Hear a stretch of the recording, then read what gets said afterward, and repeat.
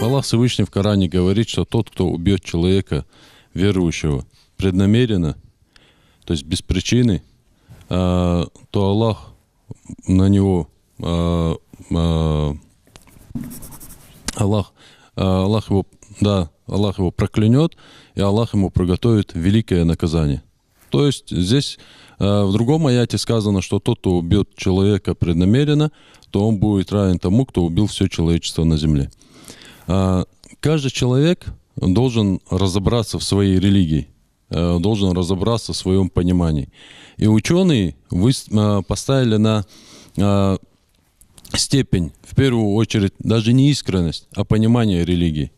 Сперва идет понимание религии, а потом идет искренность. Потому что искренность — это еще не все. Искренность еще может быть и в заблуждении. Если мы вспомним историю, когда убили Али, халифа, двоюродного брата пророка Мухаммада, саллаллаху алейхи вассалям, он тоже был искренний, он считал, что он войдет в рай. Но, как пророк Мухаммад, саллаллаху алейхи вассалям, сказал, наихудший человек на этой земле — тот, кто ударит тебя так, что у тебя борода будет красная. То есть тот, кто убьет Али, это будет наихудший человек на земле.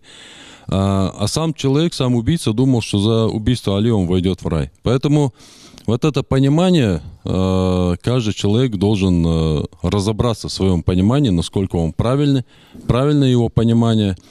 Мы здесь упоминали, что в соцсетях люди приобретают знания, там, получают какие-то знания. Сейчас модно себя называть там Абу какой-то, еще всякие имена себе дополнительные давать.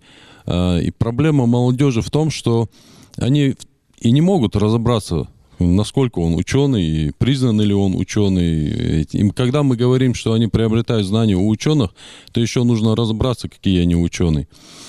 Кроме этого, когда мы призываем нашу молодежь к порядку и к религии, мы сами должны над собой работать, чтобы мы были для них авторитетами. Когда мы будем для них авторитетами, когда наше слово будет для них веским, молодежь будет нас слушать и будет следовать нашим призывам. Я думаю, это тоже важный момент.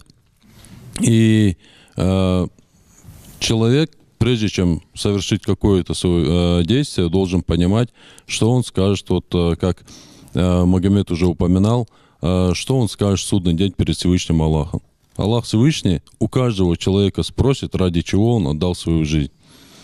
И человек, который убил мусульманина, считая это каким-то великим действием, что он скажет в судный день перед Всевышним Аллахом и как он ответит за свой поступок перед Аллахом.